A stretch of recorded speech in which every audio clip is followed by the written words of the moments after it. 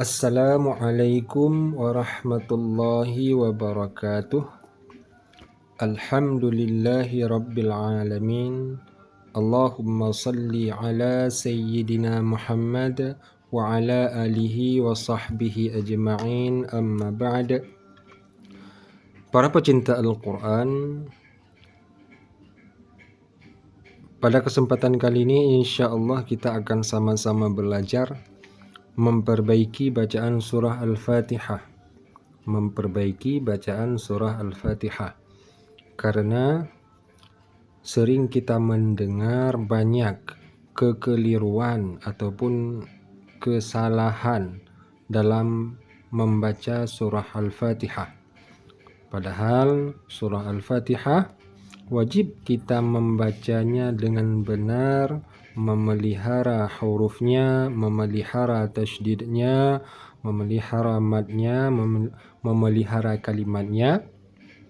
Karena surah Al-Fatihah termasuk salah satu dari rukun sembahyang. Jika surah Al-Fatihah tidak benar ataupun ada yang salah atau ada yang keliru, maka salat pun tidak sah. Maka sehubungan dengan itu memang sudah sewajarnya kita di sini semuanya, alangkah baiknya jangan langsung menganggap bahwa diri kita telah benar dalam membaca segala rukun-rukun qauli di dalam sembahyang, terutama Fatihah. Mungkin ada satu dua kekeliruan yang kita sendiri tidak menyadarinya, karena umumnya kita membaca bacaan yang ada di dalam sembahyang itu ilmu-ilmu yang diajarkan para orang tua kita waktu masih di rumah, waktu masih kecil. Mungkin kita bisa membaca waktu kecil, orang tua tidak lagi memperbaiki di mana letak kesalahannya, kekurangannya ataupun kekeliruannya. Bagaimana kita bilang, karena orang tua saat mengajarkan anak-anaknya di rumah umumnya hanya sekedar mengajarkan seberapa kemampuan anak tersebut. Jadi jika kita masih membaca seperti bacaan kita waktu masih kecil, maka alangkah baiknya kita coba perbaiki sama-sama. Mungkin ada satu dua kekeliruan yang kita dapati di dalam bacaan surah Al-Fatihah.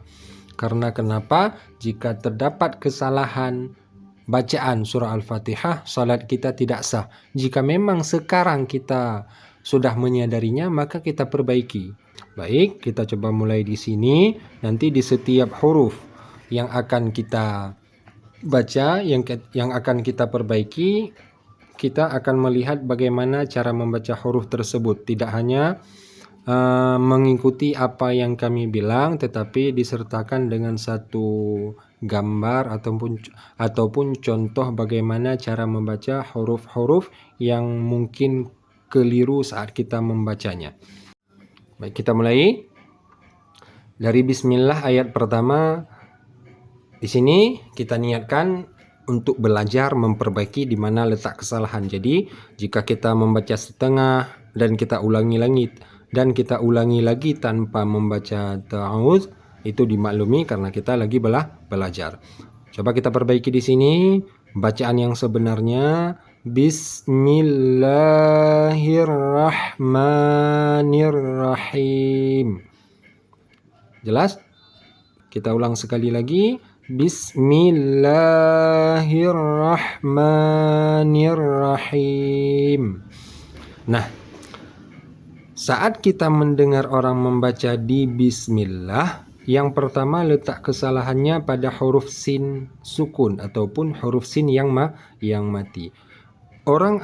Ada kita mendengar orang membacanya bismi, huruf sinnya sudah tebal dibaca. Desis angin dari huruf sin sudah tebal, itu salah karena ini huruf sin bukan huruf sad. Kalau kita baca bismillah, di situ bukan lagi huruf sin tetapi huruf sad. Sebelum kita lanjut, di mana dan bagaimana cara membedakan dan cara membaca huruf sin dan huruf sad?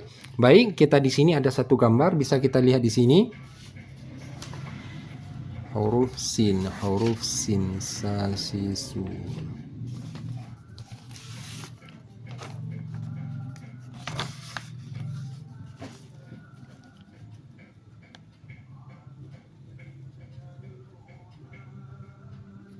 Nah, bisa kita lihat di sini ada satu gambar huruf zai dan huruf sin.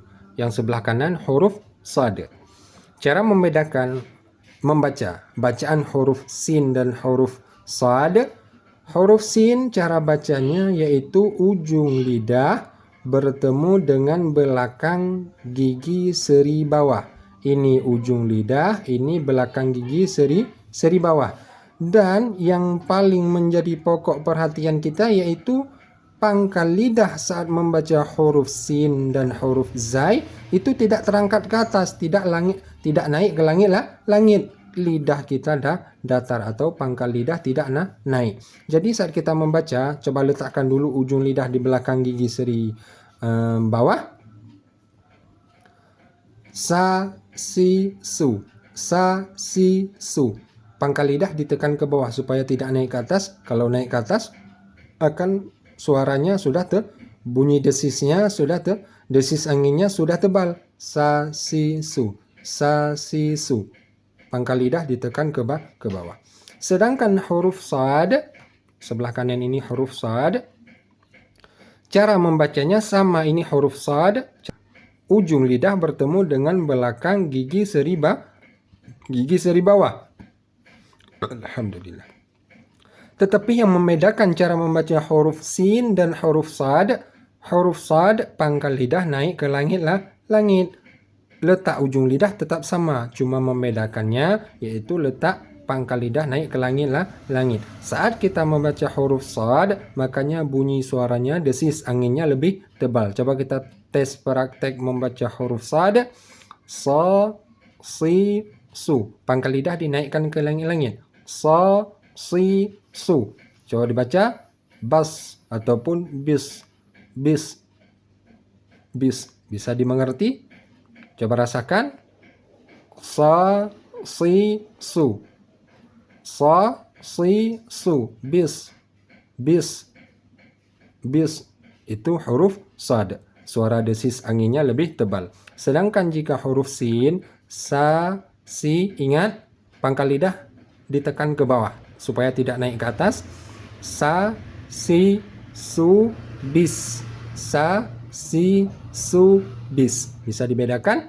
Makanya cara membaca huruf sin agar tipis, tidak tebal, maka pangkal lidah kita tekan ke bawah supaya tidak naik ke atas. Kalau sudah naik ke atas berubah menjadi huruf sad. Alhamdulillah. Baik, kita lanjut. Bismillah. Sudah kita perbaiki. Alhamdulillah. Sin sudah kita perbaiki dari bentuk desis angin huruf sad menjadi huruf sin. Sekarang kita perbaiki yang kedua yaitu masih berhubungan dengan huruf sin. Huruf sin adalah huruf yang tidak termasuk salah satu dari huruf qalqalah. Artinya saat kita membaca huruf sin yang mati ataupun huruf sin yang sukun tidak perlu ada pantulan bunyi huruf matinya. Bagaimana? Bismillah, tidak pakai bisa karena sin bukan termasuk dari huruf qalqalah. Langsung saja mengalir bismil dari desis angin sin langsung masuk ke huruf mim berbaris bawah. Bismi, tidak pakai se di sini. Bisa, tidak. Bismillah. Baik, alhamdulillah. Kita lanjut yang ketiga. Kesalahan yang ketiga yang pernah juga kita mendengarkannya. Pada kalimat bacaan dari sambungan Allahi sama Ar-Rahman. Allahi sama kalimat Ar-Rahman. Di sini tulisannya baris kasrah bertemu dengan huruf ra bertasydid. Saat kita membacanya Hir-Rahman. Dari ha berbaris kasrah langsung masuk ke dalam huruf ra yang bertasydid, tidak pakai waw. Artinya ada pernah kita mendengar orang membacanya Bismillahirrahmanirrahim. hiurah. Sudah bertambah satu huruf waw mati di sini. Hiurahman, hiurahman. Bisa dimengerti? Bismillahirrahman, bukan hiu, tetapi hirrahman. Ujung lidah, langit-langit, ujung lidah bertemu dengan langit-langit, naik ke dalam sedikit. Bagaimana? Lihat bagaimana cara membaca huruf ra, supaya kita bisa mengerti bagaimana cara membaca huruf ra bertasydid. Ra, ri, ru, baru. Nah. Ini dia. Ini gambar cara membaca huruf ra. Ini huruf ra, ini bentuk lidah saat kita membaca. Huruf ra termasuk huruf lisan ataupun huruf di bagian lidah. Cara membaca huruf ra, ujung lidah bertemu, hampir bertemu juga boleh dengan langit-langit depan di atas pangkal gigi. Ujung lidah di atas pangkal gigi, ra. Dari naik ke sini, ra. Kalau kita rasakan seolah-olah semacam bergeser antara ujung lidah dengan langit. Ra, ri, ru. Ra, ri, ru. Nah, yang perlu kita perbaiki di sini yaitu tentang huruf ra bertasydid. Nah, huruf ra bertasydid. Ini huruf ra bertasydid. Cara membaca Hirrahman yaitu dari sini ujung lidah bergerak ke dalam. Coba kita baca arrah. Dari ujung lidah di sini bergerak ke dalam sedikit. Arrah. Saat kita baca ra-nya kita naik ke dalam sedikit. Arrah. Ar-Rahman.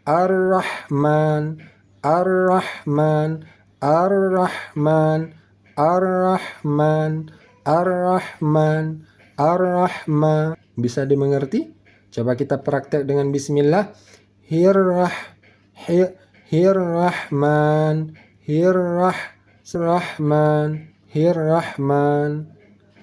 Bisa? Alhamdulillah.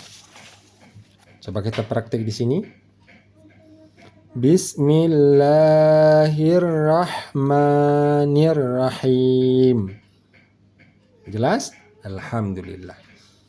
Selanjutnya masih dalam kalimat Ar-Rahman, yaitu kita fokusnya kepada huruf H yang di tengah kalimat Ar-Rahman. Di sini yaitu H letaknya di tengah kerongkongan,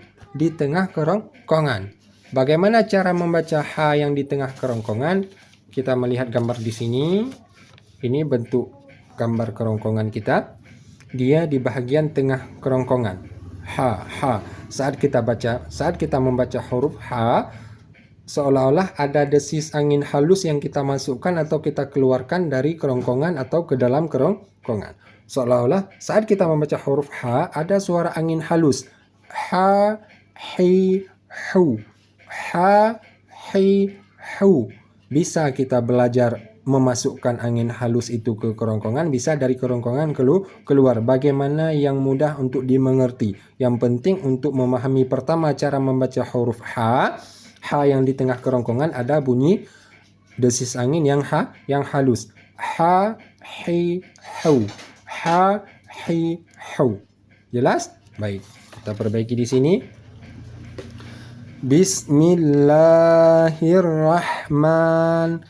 Hirrahman. Jangan hirrahman.